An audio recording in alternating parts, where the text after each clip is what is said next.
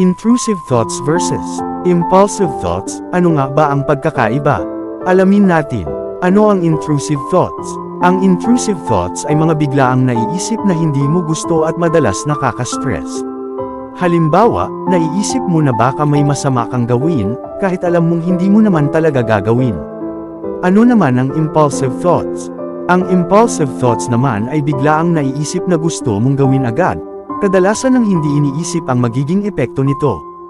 Halimbawa, bigla kang magdedesisyon na bumili ng mamahaling bagay nang hindi pinag-iisipan.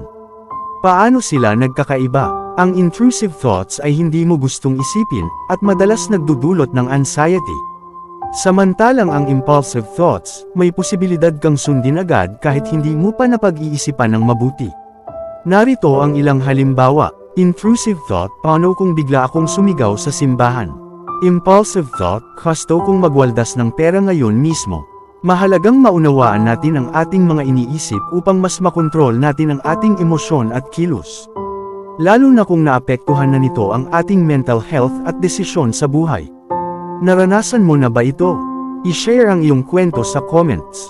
Huwag kalimutang i-like at i-follow para sa mas maraming mental health tips.